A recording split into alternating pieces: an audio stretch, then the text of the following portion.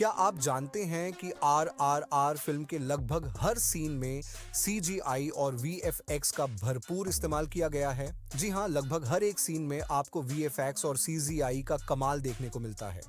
लेकिन मजे की बात यह है कि फिल्म देखते वक्त आपको बिल्कुल भी अंदाजा नहीं होता कहां-कहां ये इफेक्ट्स लगाए गए हैं। सब कुछ इतना रियल और नेचुरल लगता है कि पहचानना मुश्किल हो जाता है। तो इस वीडियो में मैं आपको दिखाने वाला हूं वो सारे सीन जिनमें वीएफएक्स और सीजीआई का मैजिक छिपा हुआ है। तो चलिए शुरू करते हैं।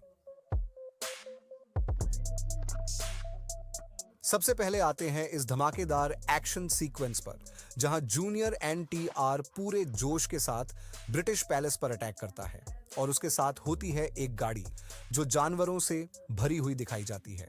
अब यहां पर एक इंटरेस्टिंग बात है, जिस गाड़ी पर जूनियर एनटीआर ने जानवरों के साथ जंप मारा था, शूटिंग के वक्त वो गाड़ी असली नहीं थी। असल में यहां एक डमी गाड़ी का इस्तेमाल किया गया था। शूटिंग के समय गाड़ी को एक बड़े ट्रक पर फिट करके मूव कराया गया था ताकि जूनियर एनटीआर आसानी से स्टंट कर सके।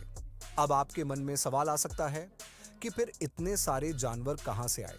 असल में यहां दिखाए गए सारे जानवर पूरी तरह से जीआई से बनाए गए थे। बाद में पोस्ट प्रोडक्शन में एडिटिंग और वीएफएक्स के जरिए इन्हें सीन में जोड़ा गया।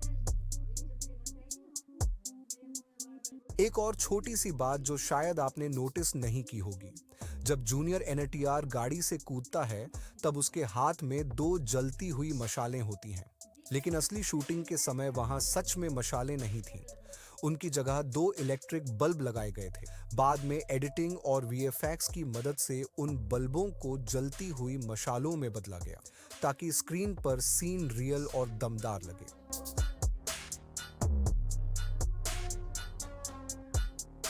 अगले सीन में दिखाया जाता है कि एक अंग्रेज ऑफिसर के हाथ में हिरण का सींग घुस जाता है, लेकिन यह सीन भी पूरी तरह नकली था।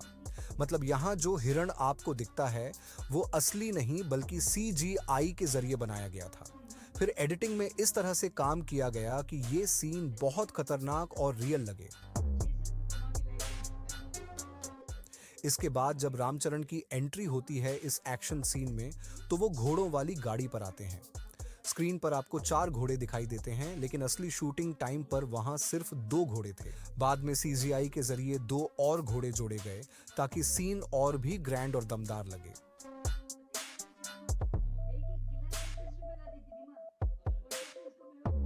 फिर इस सीन को देखिए जहां जूनियर एनटीआर एक चीते को अपनी गर्दन के ऊपर से पकड़कर आगे फेंक देता है। असली शूटिंग के समय यहाँ कोई चीता नहीं था। इसके लिए एक फुटबॉल का इस्तेमाल किया गया था।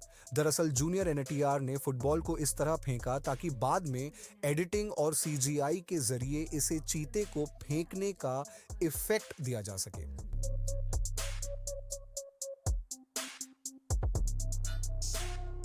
इसके बाद आता है रामचरण और रॉयल बंगाल टाइगर की जबरदस्त फाइट। स्क्रीन पर यह इतना रियलिस्टिक लगता है कि एक पल को दर्शक सोचते हैं कि शायद सेट पर सच में एक असली बाघ था। यहाँ जो रॉयल बंगाल टाइगर दिखाई देता है वो पूरी तरह से सीजीआई यानी कंप्यूटर जनरेटेड इमेजरी से बनाया गया है। वीएफएक्स आर्टिस्ट्स ने कई हफ्ते लगाकर इस टाइगर की स्किन टेक्सचर, मूवमेंट, बालों की नेचुरल फ्लो और यहाँ तक कि उसकी आंखों में डरावना इमोशन तक डिजाइन किया। और बाद में एडिटिंग के दौरान सीजीआई टाइगर को रामचरण के सीन के साथ मर्ज किया गया।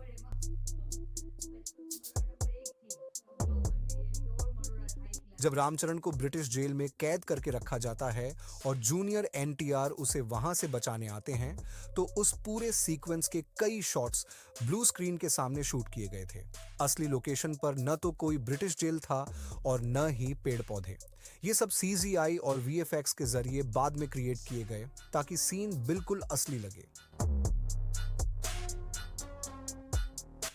इसके बाद इस सीन को भी देखिए जहां जूनियर एनटीआर रामचरण को कंधे पर उठाकर लकड़ी के मचान पर कूदते हैं। इस सीन को फिल्माते समय पूरे सेट को चारों तरफ से ब्लू स्क्रीन से घिरे गए थे। वहां सिर्फ लकड़ी का एक छोटा सा स्ट्रक्चर बनाया गया था ताकि यह खतरनाक सीन शूट किया जा सके। शूटिंग के दौरान रामचरण और जूनियर एनटीआर दोनों को रस्सियों से बांधकर सेफ्टी दी गई थी। बाद में एडिटिंग और वीएफएक्स की मदद से इसे इतना खतरनाक और रोमांचक बना दिया गया कि दर्शक सीन देखते ही रोमांचित हो जाए।